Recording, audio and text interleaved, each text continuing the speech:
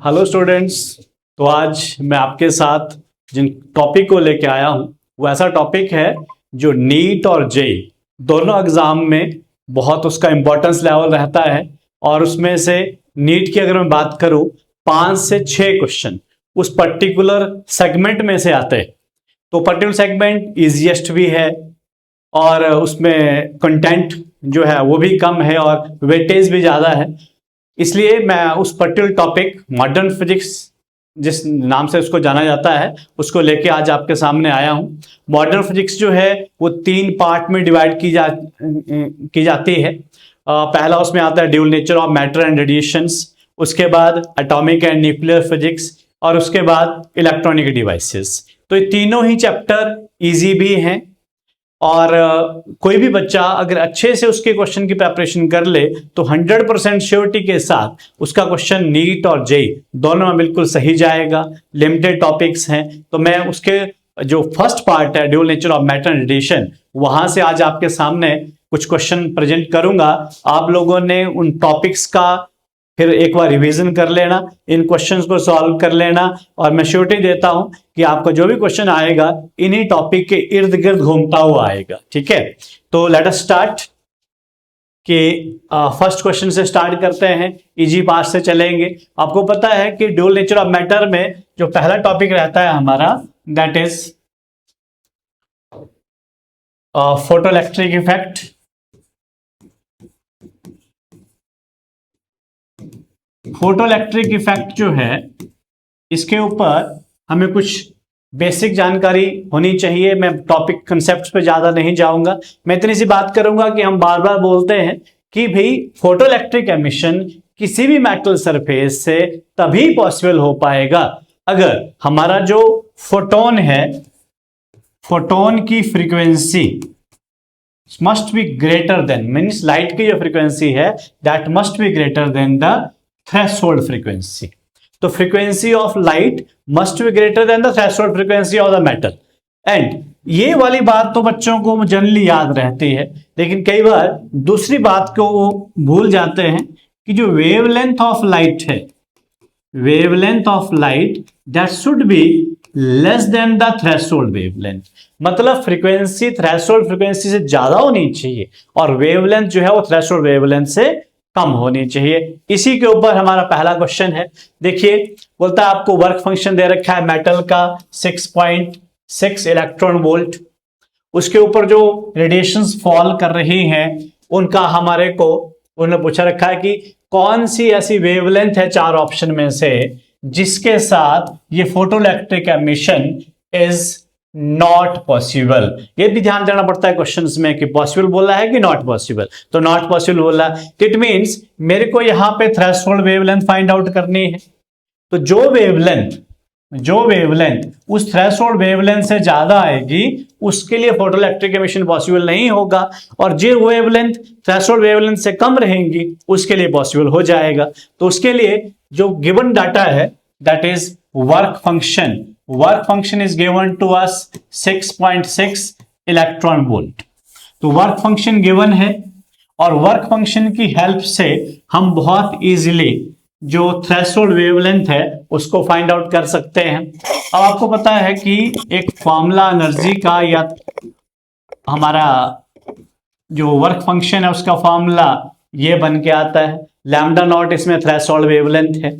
और आपको ये भी पता होगा, और अगर नहीं पता तो उसको याद रखिए कि वर्क फंक्शन जब भी हमारा इलेक्ट्रॉन वोल्ट में होगा तो एससी की वैल्यू जो होगी दैट कैन बी 1240 और जो वेवलेंथ होगी हमारे पास उस time that must be in angstrom.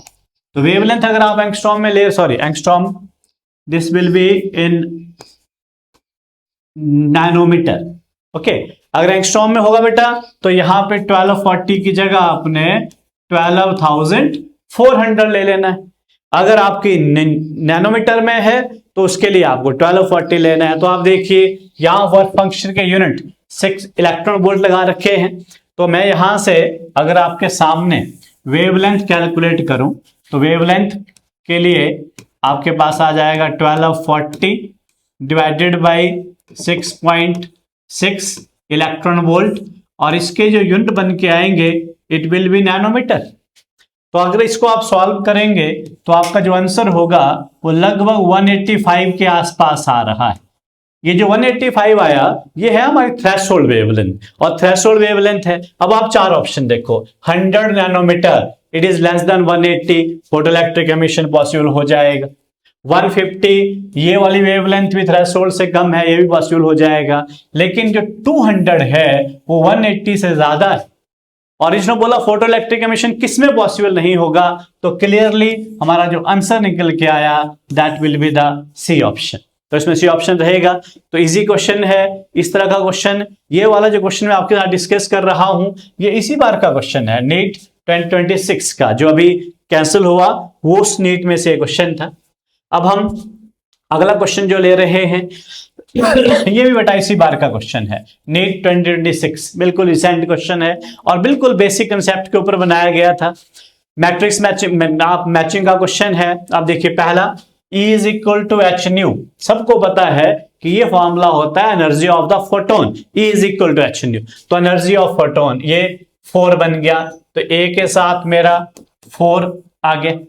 उसके बाद डिफ्रैक्शन एंड इंटरफेरेंस, सबको पता है कि ये वेव ऑप्टिक्स के दो टॉपिक हैं, और वेव ऑप्टिक्स में जितने भी टॉपिक हैं वो सीधा सीधा वो सिग्निफाई करते हैं वेव नेचर ऑफ लाइट।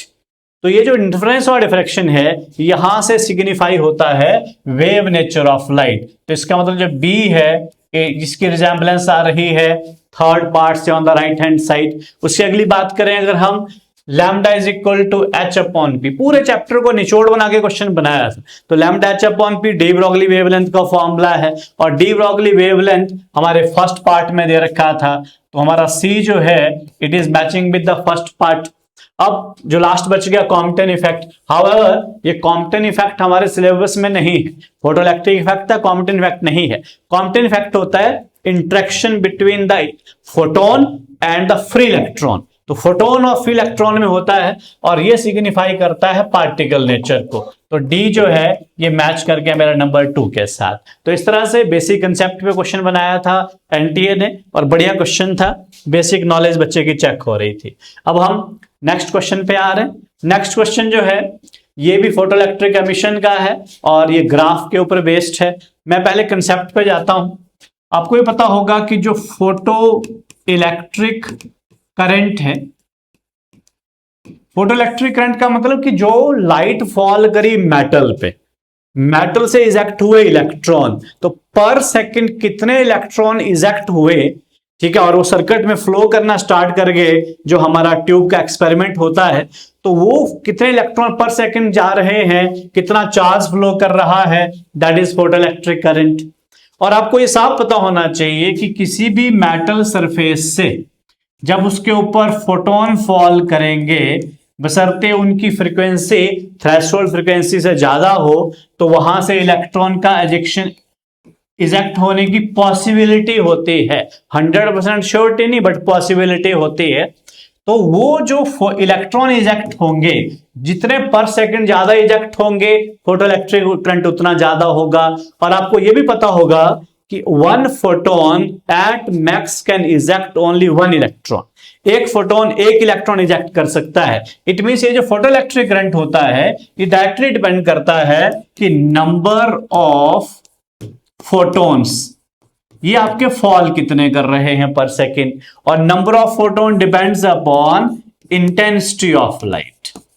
तो इट मींस कि जब हमारी लाइट की इंटेंसिटी बढ़ती तो उसका मतलब है नंबर ऑफ फोटोन फॉलिंग पर सेकंड बढ़ रहा है, और जब नंबर ऑफ फोटोन फॉलिंग पर सेकंड बढ़ेगा तो फोटो इलेक्ट्रिक करंट भी बढ़ जाएगा। इट मींस जैसे इसका फर्स्ट जो ग्राफ बना रखा था दैट इज इस तरफ ले रखी है इंटेंसिटी, और सॉरी इस तरफ ले रखा है करंट, मतलब फोटो इलेक्ट्रिक करंट, इस तरफ ले रखी है इंटेंसिटी।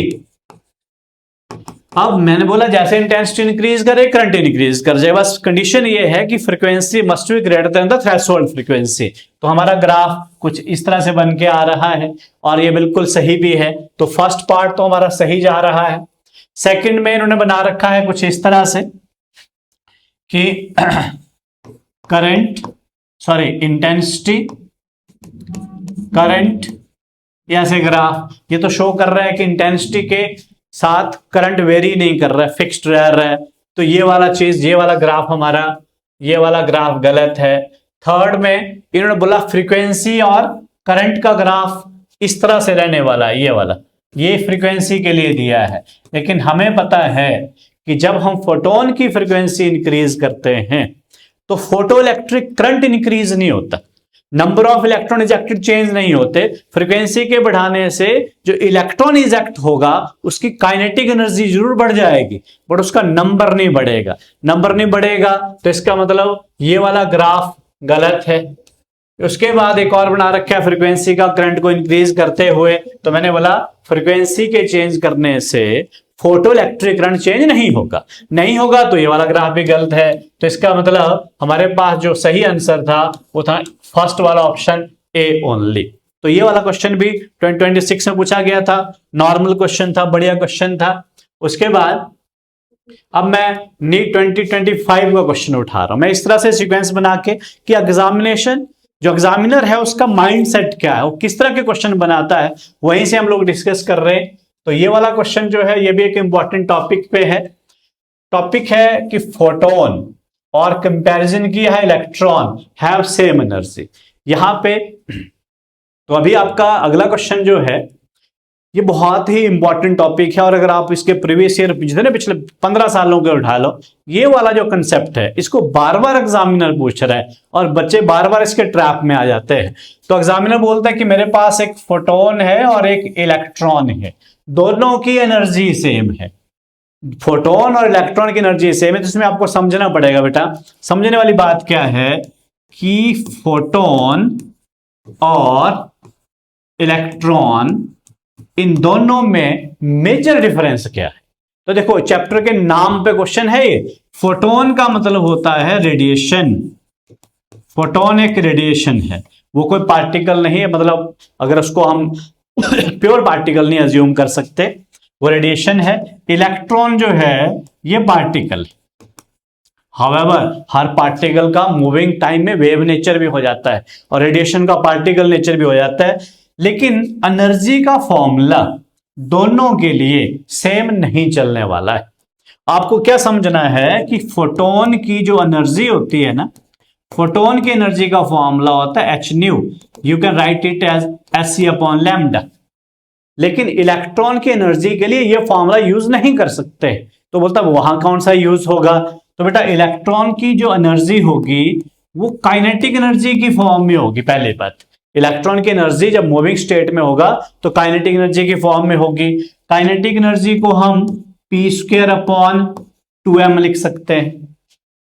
अब मेरे को डी ब्रोगली कंसेप्ट पता है कि जो मोमेंटम है वो हर मूविंग पार्टिकल के साथ जो वेव एसोसिएट होती है उसकी जो मोमेंटम है वो एच अपॉन लैम्डा से आती है। तो यहां अगर हम फॉर्मूला पुट करें तो H square upon 2m lambda square बन गया। तो ये जो फॉर्मूला मैंने राइट साइड में लिखा एनर्जी का, काइनेटिक एनर्जी, ये इलेक्ट्रॉन के लिए है, और ये जो फॉर्मूला मैंने यहां लिखा ये फोटोन की एनर्जी के लिए है। तो ये आपको पहले मेनली याद रखना है, क्योंकि यहां बच्चे जो है इस ट्रैप में आके फंस जाते हैं। अब क्वेश्चन क्या बोल रहे हैं, क्वेश्चन बोल रहे हैं कि मेरे पास जो एनर्जी है वो तो सेम है, वेवलेंथ की इन्होंने वेवलेंथ की रेशो पूछी है, wavelength of photon to the wavelength of electron, मतलब फोटोन की वेवलेंथ डिवाइड बाय इलेक्ट्रॉन। तो बेटा मैं यहीं से क्वेश्चन उठाऊंगा। देखो एनर्जी दोनों की सेम बोली है, इधर मेरा हो गया h c upon lambda, lambda of the photon. इस तरफ की एनर्जी इलेक्ट्रॉन की है वो भी सेम बोली है, तो मैंने ए सिंबल यूज किया। इधर हो गया H square upon 2m lambda electron का स्क्वायर। अब मैंने क्या किया, देखो यहां से और वहां से मैंने दोनों चीजों को, पहले मैंने यहां से लैम्डा पी निकाला फोटोन की वेवलेंथ, तो आ गई एच सी अपॉन ई। वहां से मैंने वेवलेंथ इलेक्ट्रॉन की फाइंड आउट कर ली, तो आ गया एच स्क्वायर अपॉन 2m ई। पर क्योंकि लैम्डा ई का स्क्वायर था तो मुझे इधर रूट लेना पड़ा। जब मैंने रूट हटाया बेटा वहां से, तो ऊपर तो एच ही आ गया मेरे पास, ऊपर मेरे पास यहां पे h बन गया, लेकिन अपॉन में मेरे पास √2m आ गया, दोनों वेवलेंथ आ गई। अब इसने मेरे से पूछा था रेशो बताओ में, तो मैं रेशो जब कैलकुलेट करने लगा तो wavelength of photon to the wavelength of electron में फोटोन का लिया, देखो पहले मैंने Sc/E। इस कंसेप्ट को बहुत अच्छे से करना आपने, और चाहे पॉज करके एक बार अच्छे से देख लेना कि कहाँ वो फंसाने की कोशिश करते हैं बच्चों को।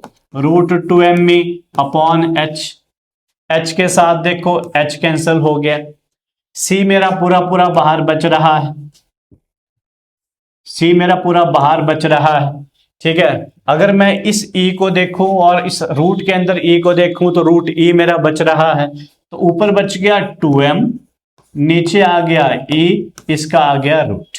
तो अगर आप क्वेश्चन के अंदर चलते हैं वापस, तो क्वेश्चन में अगर आप देखेंगे तो c बाहर, √2me, तो मेरा थर्ड ऑप्शन बन के आ रहा है। तो थर्ड ऑप्शन मेरा जो हमारा क्वेश्चन नंबर ये है, तो इसमें आप देखोगे कि √2m/e जो है इन मल्टीप्लाइड बाय c, ये हमारा आंसर बन के आ जाएगा। चलो ये क्वेश्चन जो मैंने अभी कराया है बहुत इंपॉर्टेंट क्वेश्चन था। अब अगले क्वेश्चन पे आते हैं, फिर ग्राफ से रिलेटेड क्वेश्चन नजर आ रहा है। ग्राफ बनाने को बोला है आपको एनर्जी में और 1/λ का स्क्वायर में। अगर आप ध्यान से देखिएगा तो ये जो एनर्जी है, this is the E is the wave energy, kinetic energy है ये, ठीक है। और है किस चीज की? फ्री पार्टिकल की, मीन रेडिएशंस की नहीं है, पार्टिकल की है। तो अभी हमारी बात हो रही थी इलेक्ट्रॉन भी एक पार्टिकल है, तो अगर मैं इलेक्ट्रॉन की एनर्जी की बात फिर से करूं तो मेरा काइनेटिक एनर्जी की फॉर्म में जब होगा तो p²/2m आ जाएगा। p की वैल्यू पुट करोगे बच्चों तो h²/2m² बन जाएगा। तो ये काइनेटिक एनर्जी का फॉर्मूला आ गया। अब जो ग्राफ देखो, आपने एक चीज याद रखनी, जब भी वो ग्राफ बनाने को बोलते हैं ना आपको, तो ग्राफ में आपको क्या ध्यान रखना है, देखो कि जिसके बीच में ग्राफ बनाना है ना उसको सर्कल कर दो। देखो एक E हो गया, उधर बोला 1/λ², तो मैं ऐसे 1 लिख लेता हूं ऐसे, ये इसको छोड़ के जितनी भी चीजें आपको नजर आ रही हैं, चाहे वो h है चाहे m है, दीज आर द कांस्टेंट्स। तो जब ये कांस्टेंट है तो अगर आप ध्यान से देखोगे तो साफ पता लग जाएगा कि एनर्जी इज प्रोपोर्शनल टू 1/λ का स्क्वायर। अब बेटा E की पावर जिसका ग्राफ बोल रहा है 1 है, 1/λ² को इकट्ठा लेना, लैम्डा नहीं, λ² को एक साथ लेना है, इसकी पावर भी 1 है। तो बेटा जब आमने सामने हो, पावरें 1 1 हो, तो आपको क्लैरिटी होगी उस केस में graph must be a straight line. Straight line graph होता है, डायरेक्टली प्रोपोर्शनल टू होते हैं। अब ग्राफ में ऑप्शन देख लो बेटा, ये हमारा सी ऑप्शन है, साफ दिख रहा है कि स्ट्रेट लाइन ग्राफ बन रहा है, ठीक है। तो प्रोपोर्शनलिटी इक्वेशन बन के आ रही थी, तो ये आपका बेस्ट ऑप्शन बन के आया, ये नीट 2024 का है। तो आप देख रहे हैं कि क्वेश्चंस का लेवल अगर आप इस चैप्टर से देखें तो कोई हायर साइड को नहीं जा रहा है। अगला क्वेश्चन नीट 2024 का क्वेश्चन है। तो नीट 2024 में अगर आप देखेंगे क्वेश्चन में, तो ये क्वेश्चन द्वारा अगर आप 26 का क्वेश्चन देखोगे इस चैप्टर का और 24 का क्वेश्चन देखोगे तो आपको दिख जाएगा कि एग्जामिनर कितना रिपीटिव है, बार बार उन्हीं कंसेप्ट पे क्वेश्चन पूछते हैं। देखिए क्वेश्चन क्या है, क्वेश्चन द्वारा उसी तरह का है, बोलता आपको बताना है कि ये 4 स्टेटमेंटें हमने दे रखी हैं, इनमें से आपको बताना है कि कौन सी स्टेटमेंट जो है वो गलत, कौन कौन सी स्टेटमेंट सही है, मल्टीपल। देखो energy of photon E is equal to h nu, हर बच्चे को, दुनिया के बच्चे को पता है E is equal to h nu energy of photon है। Velocity of photon is c, ऊपर क्लियर कर दिया, is the speed of light. तो बेटा जो लाइट की स्पीड होगी वही फोटोन की स्पीड होगी, तो आपका B भी सही है। मोमेंटम ऑफ फोटोन, तो बेटा फोटोन की मोमेंटम जब आती है तो उसका फॉर्मूला E/c होता है, E इक्वल टू mc होता है, तो P इक्वल टू E/c हो गया। तो बेटा एनर्जी का फॉर्मूला h न्यू है, h न्यू/c हो गया, तो नेचुरली ये भी सही चला गया, फर्स्ट भी सही, सेकंड भी सही, थर्ड भी सही। अगर आप देखो ABC वह बिल्कुल वैसे क्लियर हो गया कि फर्स्ट ऑप्शन होगा, फोर्थ को पढ़े बिना। लेकिन फोर्थ क्या है, in a photon electron collision both total energy, kinetic energy नहीं, total energy and total momentum are conserved. बिल्कुल सही है। इलेक्ट्रॉन और फोटोन का कॉम्पटेन इफेक्ट में जब इंटरेक्शन होती है तो टोटल एनर्जी और मोमेंटम बोथ आर कंजर्व्ड।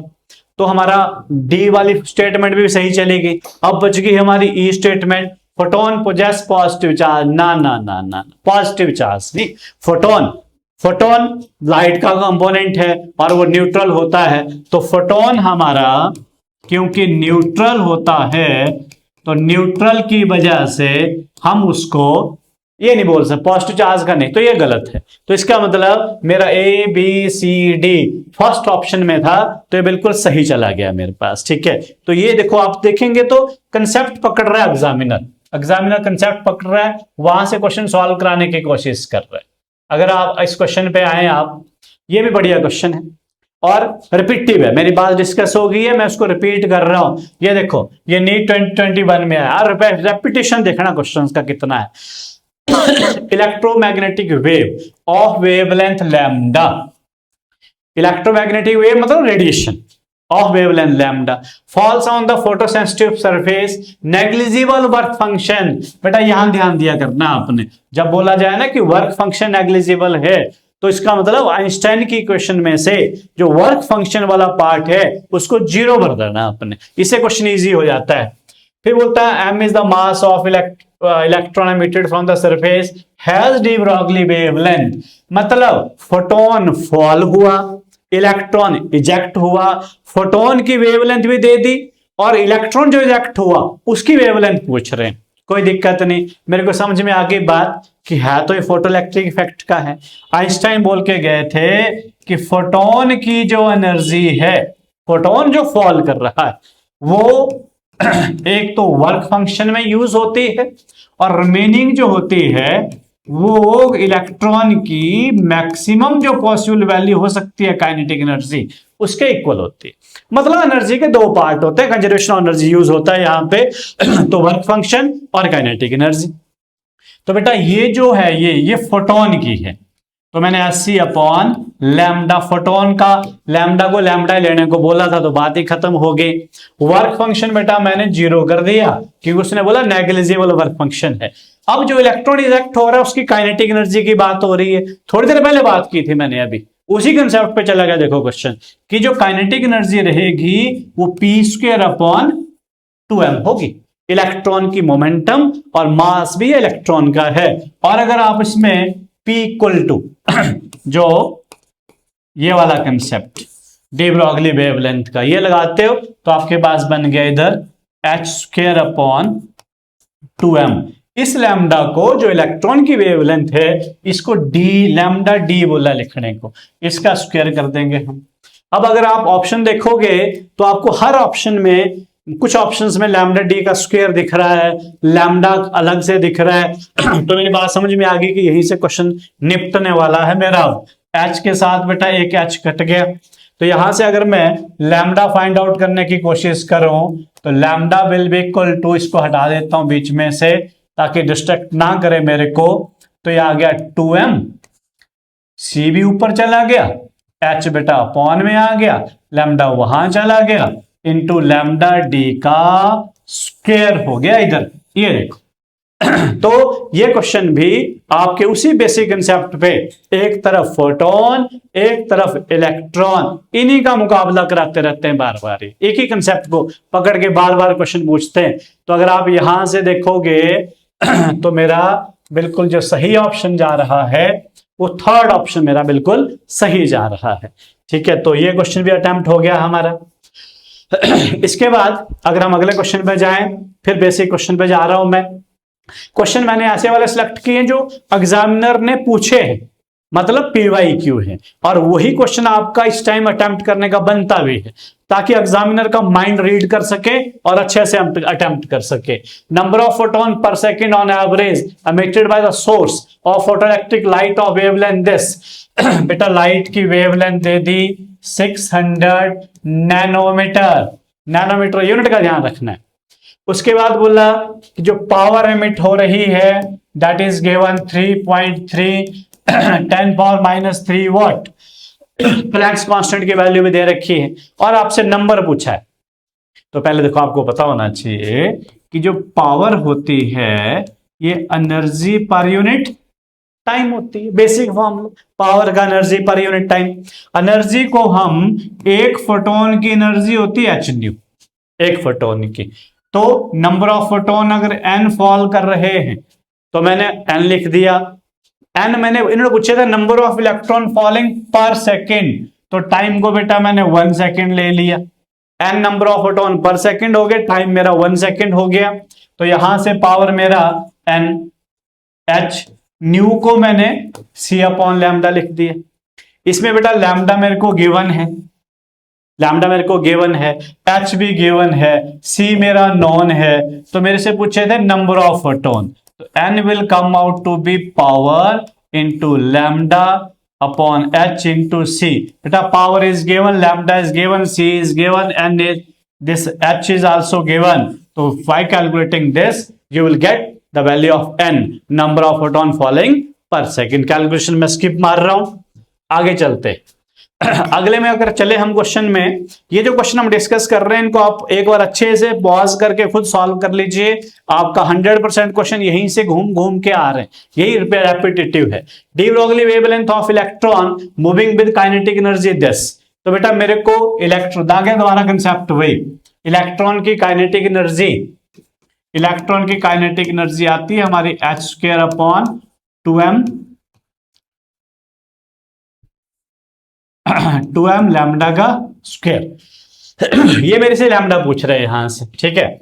अगर आपको याद हो तो आपको एक कंसेप्ट और कराया था कि अगर हम किसी इलेक्ट्रॉन को एक्सेलरेट करवाएं by applying the potential difference, जैसे ना ये देखिए, जैसे ये इलेक्ट्रॉन है, यहां मैं पोटेंशियल डिफरेंस अप्लाई कर दूं ऐसे, ठीक है। पोटेंशियल डिफरेंस है सपोज करो V, तो उसकी वजह से ये एक्सेलरेट करता था और इसकी जो एनर्जी होती थी वो EV के बराबर आ जाते हैं। और यहां से जब हम वेवलेंथ निकालते हैं, डी ब्रोगली वेवलेंथ, तो आता था 12.27 अपॉन रूट ऑफ दिस, और इसके यूनिट लगते हैं बेटा एंगस्ट्रॉम में। तो वेवलेंथ हमारी 12.27 रूट V। कई बार बेटा इसको ऐसे भी लिखा होता है 150 अपॉन V का रूट, एक ही बात है। 150 का रूट अगर आप करोगे ना तो अप्रोक्सीमेटली 12.27 के आसपास आएगा। तो इससे हम एंगस्ट्रॉम में वैल्यू आती है। बेटा यहां मेरे को काइनेटिक एनर्जी दे रखी है और मुझे पता है अगर काइनेटिक एनर्जी दे रखी हो तो वहां से पोटेंशियल निकाला जा सकता है, खासकर कब, जब काइनेटिक एनर्जी के यूनिट लगे हो इलेक्ट्रॉन वोल्ट। तो बेटा अगर एनर्जी 144 इलेक्ट्रॉन वोल्ट दी है तो समझ लो कि पोटेंशियल डिफरेंस अप्लाई 144 वोल्ट होगा। ये मेरी बात फिर सुन लो कि एनर्जी अगर काइनेटिक एनर्जी इलेक्ट्रॉन वोल्ट में दी है, उसमें से E हटा दिया जाए तो पोटेंशियल डिफरेंस आ जाता है। तो 144 वोल्ट हो गया। तो बेटा अगर 144 वोल्ट हो गया तो लैम्डा मेरे से पूछ रखा है, तो 12.27 अपॉन 144 का रूट, जानबूझ के ऐसी वैल्यू दी है इजीली निकल जाए, तो 12.27 अपॉन 12। और याद रखिए कि इसके यूनिट जो होंगे that will be in angstrom. तो अगर आप इससे कट करोगे तो 1 पॉइंट समथिंग बनने वाला है, 10 की पावर -10 है। अगर ऑप्शन देखें तो इन्होंने उसमें नहीं दे रखे, एंगस्ट्रॉम में नहीं दिए, नैनोमीटर में दिए हैं। तो आपको पता होना चाहिए कि 1 angstrom means 10 power -10, 1 nanometer that will be 10 power -9। तो आप इन दोनों को कन्वर्ट कर लो, इजी होता है। आप एंगस्ट्रॉम से इसको नैनोमीटर में कन्वर्ट कर लो, तो थोड़ा सा यूनिट का ध्यान रखिएगा कन्वर्जन करते बार, और आपको आसानी से इसका करेक्ट आंसर मिल जाएगा। उसके बाद अगर हम बात करें नेक्स्ट क्वेश्चन की, नेक्स्ट क्वेश्चन फिर हमारा फोटोइलेक्ट्रिक एमिशन के ऊपर है। तो फोटोइलेक्ट्रिक एमिशन के ऊपर क्वेश्चन देखें, नीट 2018 का क्वेश्चन है ये। तो 2008 क्वेश्चन और बिल्कुल सिमिलर क्वेश्चन जेईई मेंस में पूछा हुआ था, almost without making any change, same question पूछा गया था। क्वेश्चन क्या है देखो, कि बोलता लाइट की फ्रीक्वेंसी 2μ0 है। फिर क्लियर कर दिया साथ में एग्जामिनर ने कि μ0 जो ये ले रखा है यहां पर, ये थ्रेशोल्ड फ्रीक्वेंसी है। वो एक मेटल पे फॉल करी और उसका मैक्सिमम वेलोसिटी जो इलेक्ट्रॉन इजेक्ट हुआ वो v1 है। जो इलेक्ट्रॉन वहां से इजेक्ट हुआ उसकी स्पीड भी बता दी। अच्छा अब देखो उसके बाद बोलता है कि फ्रीक्वेंसी को अगर मैं 5 न्यू नॉट कर दूं, मतलब पहले फ्रीक्वेंसी 2 न्यू नॉट थी, अब फ्रीक्वेंसी कर दी 5 न्यू नॉट, तो 5 न्यू नॉट जब फ्रीक्वेंसी कर दी तो स्पीड बोलता v2 है। तो बताओ कि v1 और v2 की रेशो क्या है। बहुत सिंपल, मुझे साफ दिख रहा है कि ये फोटो इलेक्ट्रिक एमिशन में आइंस्टाइन की क्वेश्चन से सॉल्व होगा। वही क्वेश्चन बोलती कि energy of the photon H new होती है, पर न्यू को इसने 2 न्यू नॉट लेने को बोला था, is equal to work function वो यहां एच न्यू नॉट होगा, प्लस काइनेटिक एनर्जी की maximum value half m v1 का स्क्वायर। ये बन गई बेटा हमारी फर्स्ट इक्वेशन। अगर आप सेकंड देखोगे, अगली बार जो फोटोन फॉल हुआ उसकी फ्रीक्वेंसी 5 न्यू नॉट है, तो 5 टाइम्स ले ली मैंने उसको। वर्क फंक्शन थोड़ी चेंज हो जाएगा, जब हमने मेटल नहीं चेंज किया तो वर्क फंक्शन भी चेंज नहीं होगा, तो वो वैसे का वैसा रहा। और चेंज हुई तो सिर्फ और सिर्फ उसकी स्पीड चेंज होगी। तो 2 इक्वेशन मेरे पास बन के आ गई। जब मेरे पास 2 इक्वेशन बन के आई, मेरे को v1 और v2 की वैल्यू का रेशो पूछा हुआ था, तो पहले मैंने देखा कि अगर मैं फर्स्ट इक्वेशन से यहां 2h न्यू नॉट है, यहां h न्यू नॉट है, इसको इधर बुला लूं तो ये बन गया h nu not half m v1 का स्क्वायर। अब आप इससे आगे देखें, अगर ये 5h न्यू नॉट है और उधर 1h न्यू नॉट है, तो इधर बुला लेंगे अगर हम इसको, तो 4h न्यू नॉट बन जाएगा। अगर आप उस तरफ देखोगे तो हाफ m v2 का स्क्वायर हो गया। मेरे को v1 और v2 की रेशो निकालनी थी, मैंने क्या किया, इनको पहले सिंपली डिवाइड कर दिया है आपस में। जब बेटा डिवाइड किया तो h nu not left hand side में it comes out to be only 1/4। On the right hand side half m, half से गया m गया, v1 और v2 का होल स्क्वायर बन गया बेटा ये 1/4। जब ये होल स्क्वायर बना तो वहां से मैंने देखा कि अब इसको अगर हम इधर का स्क्वायर हटा दें तो यहां v1 अपॉन v2 की जो रेशो बन के आई 1:2 आई। तो अगर ऑप्शन देखें हम तो 1:2 जो है ये फर्स्ट ऑप्शन हमारा सही ऑप्शन निकल के आ गया। ठीक है, तो इस तरह का क्वेश्चन बार बार रिपीटिव होता है, आगे चल के भी ऐसा क्वेश्चन मैं डिस्कस करूंगा, तो आप वहां भी उसको देख सकते हैं।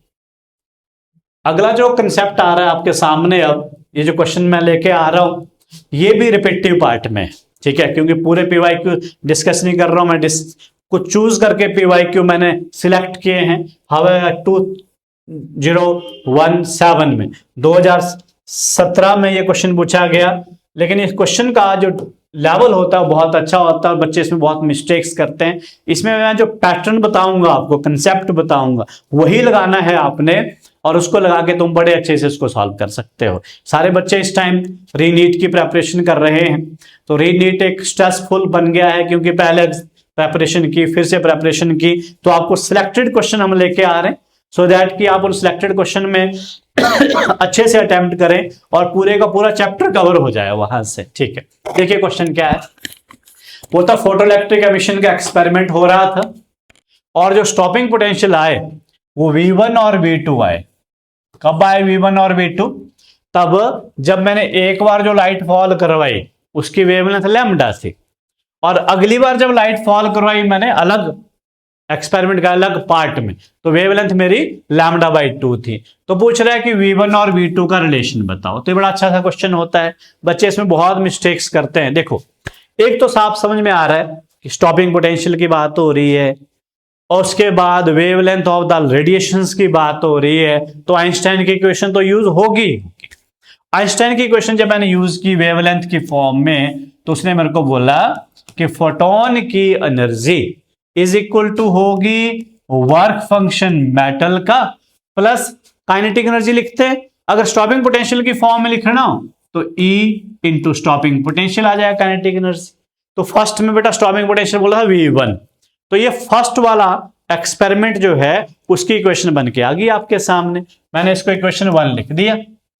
अब देखो, अब अगली बार क्या किया, रेडिएशन जो फॉल करवाई उसकी वेवलेंथ λ/2 ली, तो लैम्डा बाई 2 के बजाय मैंने 2 यहां लिख दिया। देखो वर्क फंक्शन थोड़ी चेंज होगा, जब मेटल ही नहीं चेंज हुआ तो वर्क फंक्शन भी नहीं चेंज होना।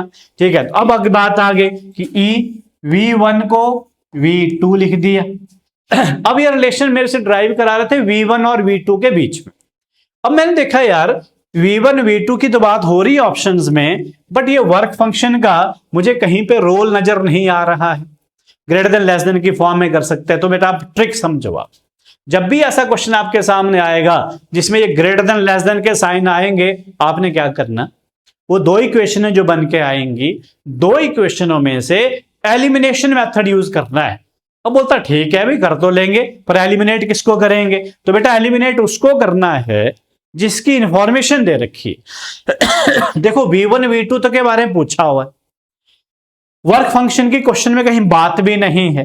तो बोलता एलिमिनेट किसको करना? तो एलिमिनेट करना है लैम्डा वाले पार्ट को। तो बोलता वो कैसे एलिमिनेट करना? तो बोलता लैम्डा वाले पार्ट को एलिमिनेट करने के लिए मैंने इस ऊपर वाली इक्वेशन को, बेटा ऊपर वाली इक्वेशन को मैंने क्या किया, 2 से मल्टीप्लाई कर दिया। देखो ऐसे ऐसे 2 से मल्टीप्लाई कर दिया।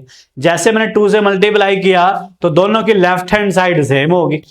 जब दोनों की लेफ्ट हैंड साइड सेम हो गई तो मैंने क्या लिखा, देखो कि ये लेफ्ट हैंड साइड सेम है तो डेफिनेटली राइट हैंड साइड भी सेम होगी।